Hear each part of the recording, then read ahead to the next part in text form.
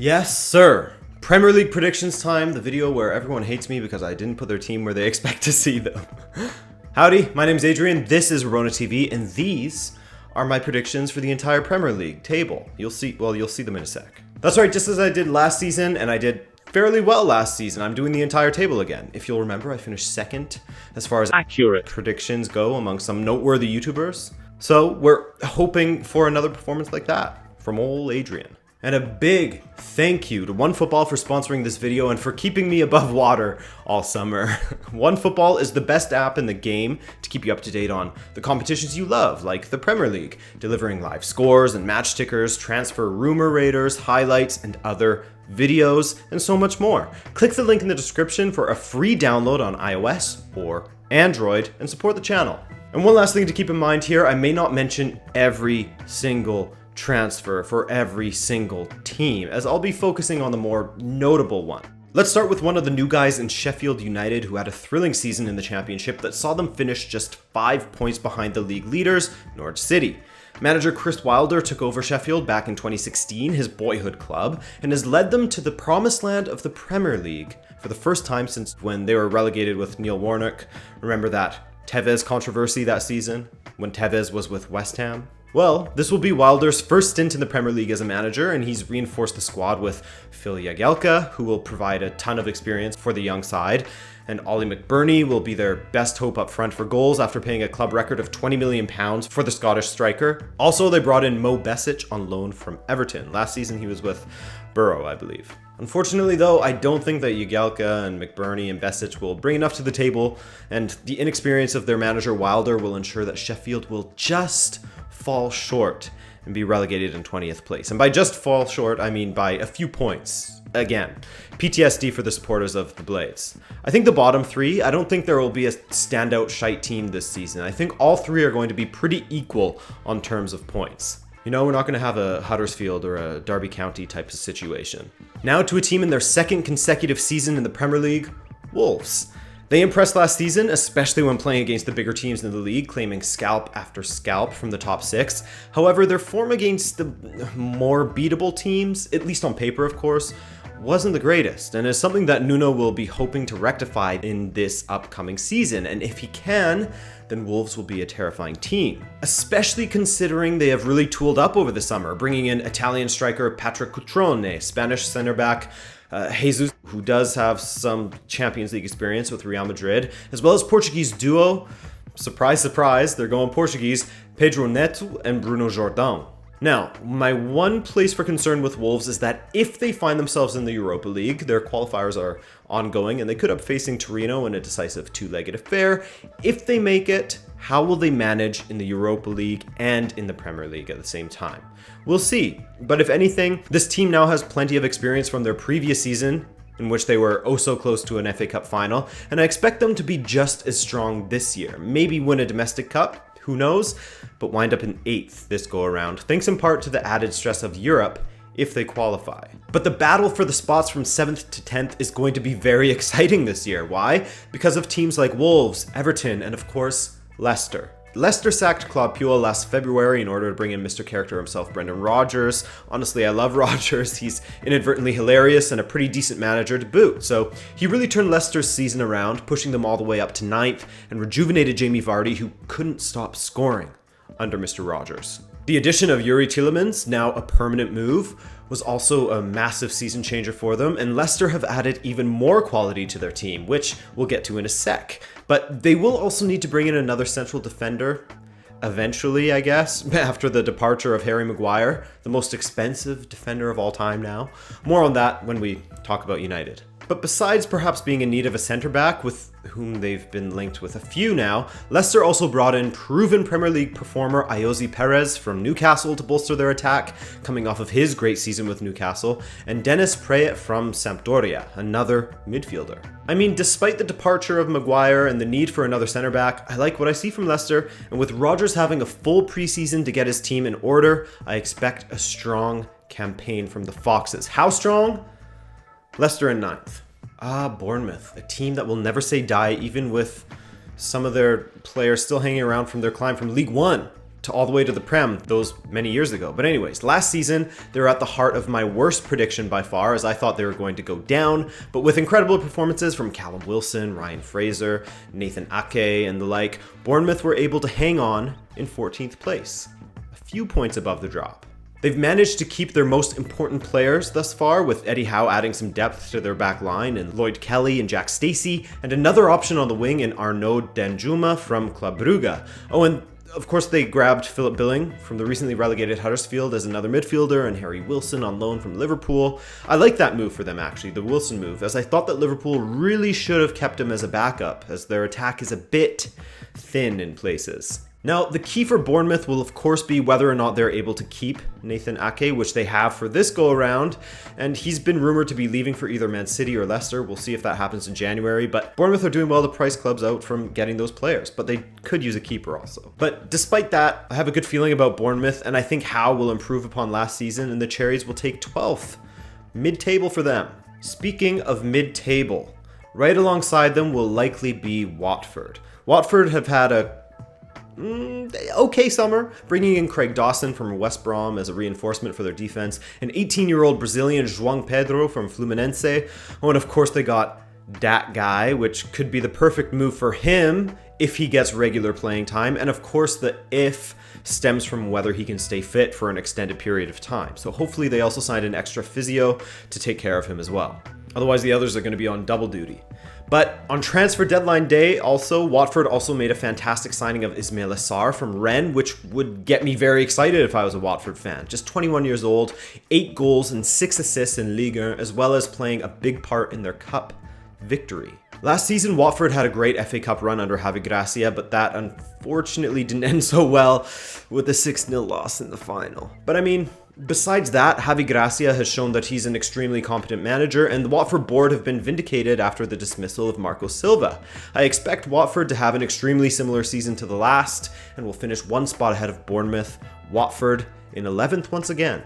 Another team that I think will have a deja vu season, in my opinion, will be Burnley, headed by the worm-eating monster that is Sean Dyche. If you're looking for entertaining, free-flowing, attacking football, then Burnley surely isn't where you should spend your TV time during the upcoming season. But I mean, Dyche's interviews are entertaining, so your call there. He's good post-match. Anyways, last season they finished in 15th, and with the addition of Jay Rodriguez, the return of the boy, as well as Eric Peters at left back, Burnley, in my eyes, will have a same but different season, and I see them dropping one place to 16th, despite the signing of Danny Drinky, man. Why do I think that? The loss of Tom Heaton, who for me was an incredible keeper for Burnley, and whether Nick Pope can perform as well remains to be seen. Burnley will flirt with relegation at times this season, but pull through in the end. 16th, as I said already, right? Yeah, I think. I'm losing it. I've been poring over stats, transfers, last season's final rankings, and everything else these last couple of days. So I'm going crazy. But let's continue, man. You know who Burnley sold Tom Heaton to? Aston Villa, another promotee that will be hoping to stick around in the Prem for a while after their relegation back at the end of the 2016 season. Well, they were taken over by Tony Zia, and after going through Roberto Di Matteo and Steve Bruce, Dean Smith and John Terry took the reins at Villa and led them to promotion via the Championship Promotion Playoff, where they defeated Frank Lampard's Derby County 2-1, and that got Frank Lampard the job at Chelsea. Villa have made a ton of signings since securing promotion, including bringing in Egyptian goalscorer Trezeguet, Wesley from Club Brugge, Douglas Luiz from City, etc., etc. They've added a ton to their squad, showing their intentions to stay up, and I think Villa fans will expect them to do so. I like what I saw from the few times I watched Villa in the Championship, and I think the additions they've made, I think that will be enough for them to stay up and almost thrive. Well, thrive near the middle of the table. I have Aston Villa in 14th in my table. You know what? Let's get the final promoted team out of the way, Norwich, the champions of the Championship. Led by their free-scoring Finnish striker Teemu Pukki, dude scored 29 goals last season, but can he replicate that form in the big boy league? I'm not so sure, but this is also a team that I'm having a really tough time getting a read on, so it. I'll just listen to the weird feeling in my gut and say that Norwich are going to survive. Not that bold, really. They just haven't done enough for me in the market to tool up for the Premier League and to thrive in it. Dermot is a good addition, as is Farman, and I do like Daniel Farke as the manager and his brand of goal-heavy football, but I just don't see them climbing any higher than the bottom 5. Besides Liverpool giving them their annual beatdown, as they're wont to do, I think that it will be a tough season for Norwich, and they'll just edge results on enough occasions to put them out of the drop zone come May of 2020. I have Norwich in 17th, just winning a very close race to safety over, well, that's a secret for now.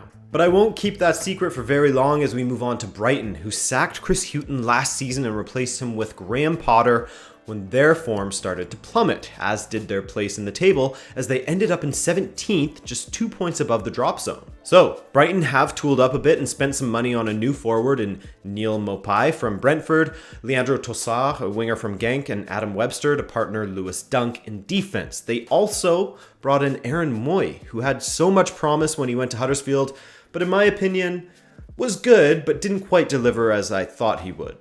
Strong additions, but is it enough? I personally don't think so, and I think it will be an extremely tough go for them again, and they'll be just a point or two behind Norwich in 18th, 1 spot back from last season.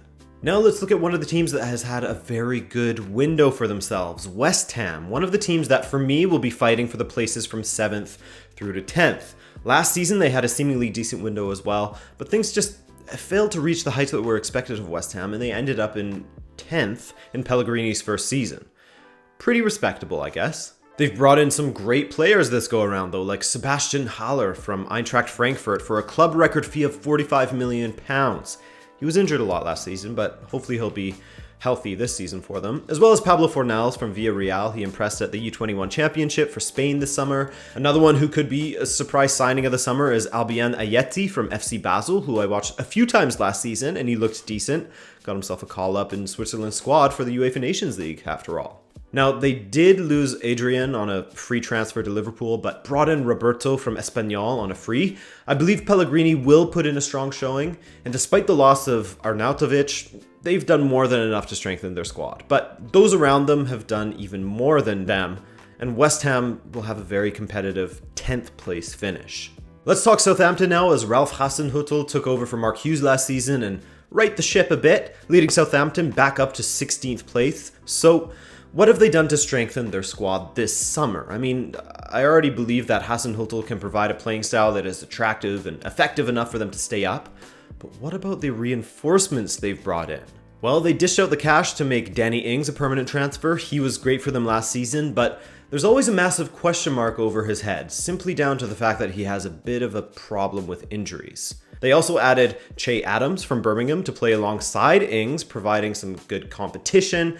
So that will be quite the jump for him from the Championship, where he banged in 22 goals, but he could be a massive signing for them. Some cover for Ings in the least. Moussa Diop, a winger, joined from Liège as well, so I like what they've done to spice up their attack, and I think they'll improve upon their 16th place finish from last season and reach 13th.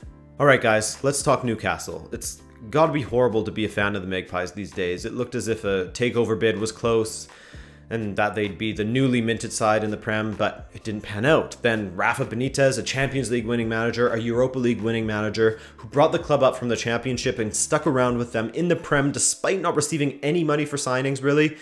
He went away to China, and I don't blame him for it, and I don't think many Newcastle fans blame him either. Now, Newcastle did bring in some attackers in St. Maximum, the Gucci headband Don, and Joelinton, a club record signing from Hoffenheim, and of course, the return of the glass-legged Andy Carroll. They could be great, these three signings together, solid signings, but the big problem for me is the manager. Steve Bruce. You go from Benitez to a guy who is constantly mid-table or relegated and hasn't won a thing in his career, really. I mean, yes, he led Hull to promotion back in the day as runners-up in the Championship and, again, by the playoffs in 2016. But he just doesn't cut it for me. Newcastle's issues were clear the past few seasons, with the brilliance of Benitez about the only thing holding them up, in my opinion. Bruce was sacked by Villa, then didn't really impress in the 5-6 months he was at Sheffield Wednesday. I think it's going to be very tough for them this season, and they round out my bottom three in 19th place. I'm sorry. Now to Crystal Palace and Mr. Roy Hodgson, who deserves a ton of respect for how he's turned this team around from the state it was in a couple of seasons ago under De Boer. and how Roy has gotten performances out of the likes of Wilf Zaha, who they have managed to hold on to until at least January, likely for the rest of the season too. That in itself is probably the biggest boon to Crystal Palace's season this summer, as they were unable to hold on to Wan-Bissaka, a big contributor to their defensive solidity last season. And I use that as a loose term, the defensive solidity of Crystal Palace, but have added Gary Cahill on a free transfer. I like that, despite his misgivings and a penchant for putting the ball into his own net every once in a while. They also brought in Jordan Ayew. Man, those Ayew bros get bounced around a lot. And bolster their midfield with James McCarthy and Victor Camarasa. I'm not sure that the Crystal Palace fans will enjoy themselves a ton this season, but they will be safe from the drop, of course. No more room down there in my table. So Palace in 15th. Okay, 7 teams left to cover.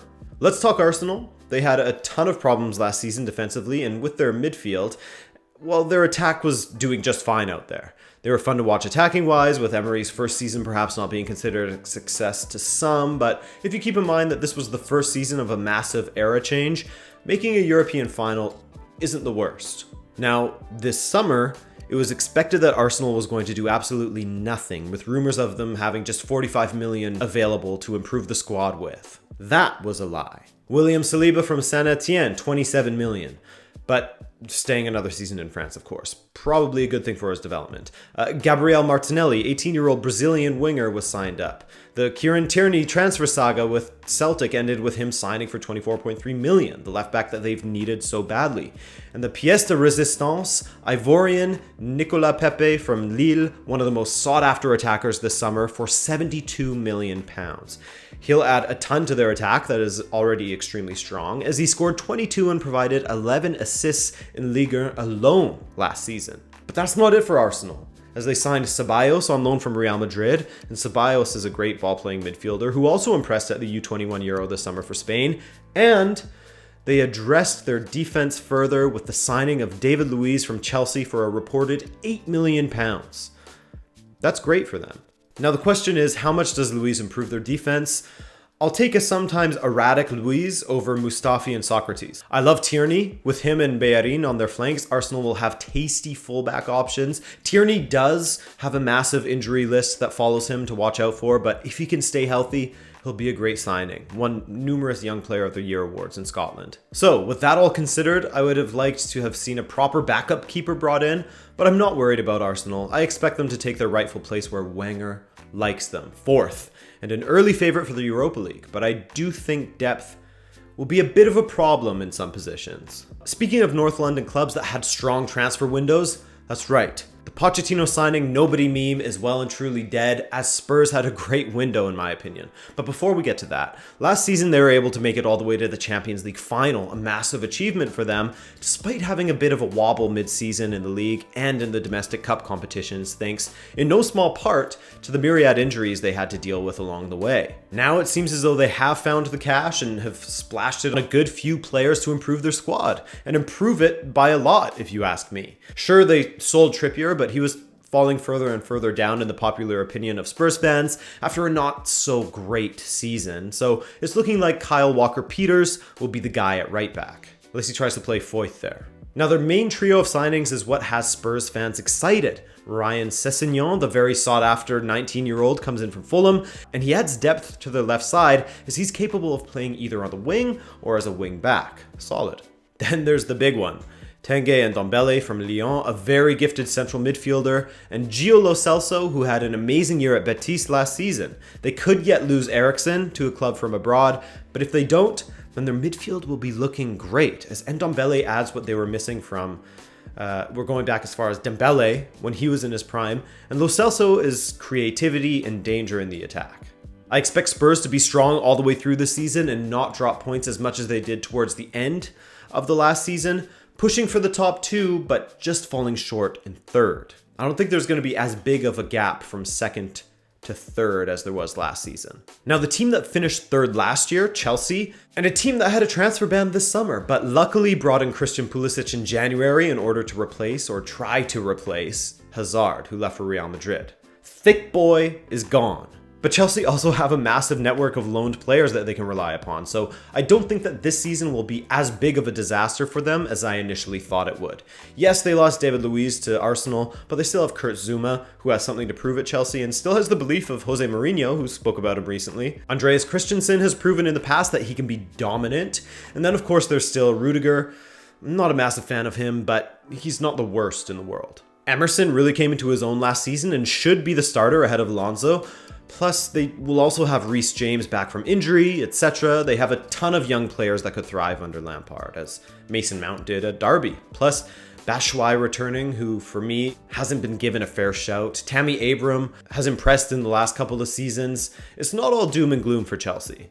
But while I only see them getting as high as 6th this season, same prediction as last season, I can totally see them winning a domestic cup. Not an ideal situation for Lampard to walk into, and I'm still not convinced of him as their manager after one season under Derby, but I don't think it will be a disaster, and the Chelsea fans will have managed their expectations appropriately going into this season, I think, with all things considered. Quite the opposite of Chelsea, Everton had a very nice window, bringing in a lot of players, which we'll get to in a moment. Last season, they had a very rough patch under Marco Silva, in which I thought that he would get the sack, but he righted the ship and led them back up to the promised land being 8th. While Idrissa Gueye to PSG is a massive loss for them, they have added some very talented players to an already decent squad. First off, Andre Gomes was made permanent. Then they added Juve's wonderkind Moise Kean. Defensive midfielder Gabamin joins from Mainz. Fabian Delph brings experience to their midfield and an option in defense if need be, and to teach them basics of football, just the basics. As well as World Cup winning right back Djibril Sidibe, and of course, Alex Iwobi from Arsenal. That, my friends, is a great transfer window, and with Silva being in his 2nd season and looking to pick up from where he left off, I can see big things for Everton. But not quite big enough to crack the top 6. They'll move up 1 from last season's 8th place finish and wind up in 7th, and with a shot at qualifying for the Europa League in the following season. Everton will be very interesting to watch. Speaking of being very interesting to watch, United will be exactly that. In fact, their transfer window was interesting to watch in itself, as they of course didn't land Bruno Fernandes as expected, nor Dybala, nor another striker, yet they sold Lukaku. They also allowed Antonio Valencia to leave on a free, not a loss there. But Ander Herrera to PSG is a worry. Is he the best midfielder to ever wear the United shirt? No, but he's a quality player in a side that's lacking quality, especially in the midfield, where they have looked extremely pedestrian in the last couple of seasons. They did bring in Daniel James, a talented winger from Swansea who could have a breakout season for them, but I don't expect him to light up the league and be a massive, massive revelation. Some good performances and show some signs of plenty of potential, basically is what I expect from him. Some of their younger players like Greenwood will probably do the same. I see United developing some good young players for the following season in this current one. Now, where United have definitely improved because they really needed to was in defense, bringing in arguably the best right back in the Prem last season, Aaron Wan-Bissaka. I love that signing, and that's a position that United so badly needed to address. Get Ashley Young the out of there. They also signed the most expensive defender in the world in Harry Maguire. I know people are roasting them for it, but honestly, to me, it's just a sign of the times. We live in loco land now when it comes to the prices of players, and when United is in the mix, of course teams are going to bleed them for all that they can. United absolutely needed another defender. They had to splash the cash for someone, and Maguire was the man they chose. He'll add a lot to their back line, good with the ball at his feet, and a massive threat from crosses and set pieces. So money well spent, probably. It improves the team. United's attack doesn't convince me much though, but I think based on their defense, they'll have a better season than last. I see United getting up to 5th.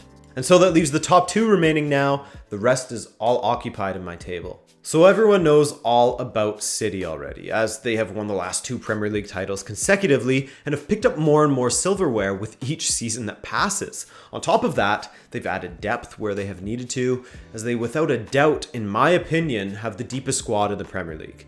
They had a relatively quiet summer in comparison to summers past, with the most notable signing being Rodri from Atletico, the 23-year-old central midfielder who will be a very worthy replacement or simply competition for Fernandinho. Now they have sold Danilo, not a big loss for them in the slightest, given the limited amount of time he's had on the pitch while he's been at City, and have brought in João Cancelo. To me, that's an upgrade. Cancelo may lack a bit in the defensive side of his game, but the sheer amount of quality that he adds going forward for City will be a massive boon to their attack. Of course, it remains to be seen what kind of impact the loss of Vincent Kompany will have on the squad, not only on the pitch. His time was limited there last season, but in the locker room as well. That's a massive leader gone.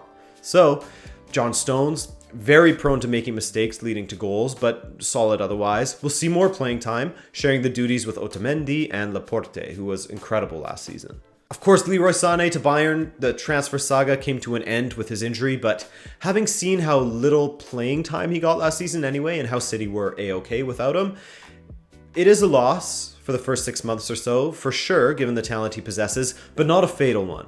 I mean, come on, with Bernardo Silva in your ranks and a fit Kevin De Bruyne, who barely played last season, your offense is going to be fine.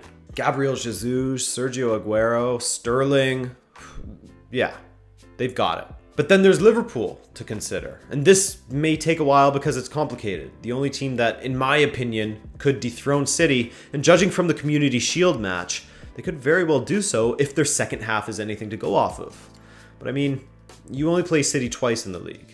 Last season, they came within a point of City and were pretty sexy defensively, with Alisson providing some very much needed solidity at the back. If your center backs know that they have a solid keeper behind them, it makes the world of difference, as does having a defender like Virgil van Dijk in your ranks. That definitely helps. But Matip showed last season he can put in a great shift. Andy Robertson is one of the best left backs in the world, arguably the best in my opinion, and Alexander-Arnold is getting better and better all the time, especially going forward. He's not perfect defensively, but not a massive liability either. But anyways, the Liverpool squad is pretty much unchanged from last season, with no notable arrivals. Alberto Moreno and Daniel Sturridge and Simon Mignolet have all left, but all of the usual suspects from last season are still with the club. Liverpool will be much of the same from last season, and hell, if Mo Salah can find his form from 2 years ago, they could really cause some anxiety for Man City in the race for the Prem. But it's not just Salah, it's the three of them together that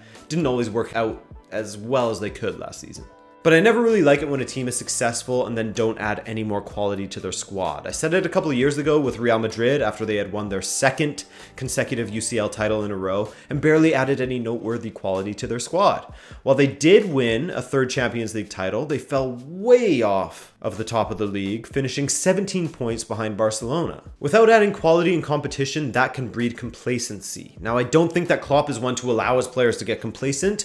I think he can manage that better than Zidane did, for example, but the risk is still there. Conversely, City barely added to their squad as well, but as I've said already, their depth is much better, besides maybe in defense you could argue. But neither is Liverpool's defense that deep. So I just question if Liverpool can repeat the feat that they managed last season with 97 points and just a single loss, while City have proven that they can clock in close to 100 points per season. Again, depth is an issue in my opinion, especially in the attack, as Salah, Firmino and Mane all had long summers. Mane has only recently returned to training, and if someone goes down, it's Origi.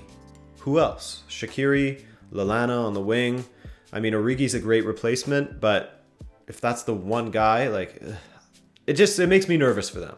It'll be a little bit of Groundhog Day from last year, I think, with the title race coming right down to the wire. I don't think it will be decided on the final day like last season, maybe a match or two before, but it will still be close, within 3 to 5 points, with Manchester City accomplishing a three-peat of Premier League titles and Liverpool in second once again. League titles are Guardiola's specialty, and while I think City will make it further in the Champions League this season than they did last season, I don't think it will be at the expense of their league ambitions. Liverpool, on the other hand, I'd put them in the top 2 as far as Champions League contenders, with Klopp making his 4th European final in a row, Atletico versus Liverpool in the final maybe? We'll see. Now, individual awards. Player of the Year, Bernardo Silva. Pep can't say enough about this guy, and while he showed how valuable he was to City last season, this is the year that he takes it up yet another level and becomes their top performer in a title-winning campaign. I, like Pep, will expect big things from Bernardo, and he'll deliver this time and get the recognition for it. Golden Boot, Aubameyang. Tied for the Golden Boot last year, always put up a ton of goals in the Bundesliga, and with the team around him this year, the additions of Pepe, Ceballos, and Tierney, I think he'll score just as much and more than last season for a dangerous Arsenal attack. And Golden Glove, I think, will go to Alisson again. But that's it, man. Wow. I'm amazed if you're still here and if you watched all the way through. But hey, future Adrian, I'm talking to you now. I just want to say that no matter what happens, I'm proud of you for putting yourself out there for everyone to see, okay? No problem. I appreciate you for clicking on this video, and don't forget to hit the like button if you enjoyed it, or dislike if you didn't. My name is Adrian. Be sure to leave your picks below and enjoy the season. Later. Oh, by the way, you'll be seeing this exact version of me in May, so I'll see you then.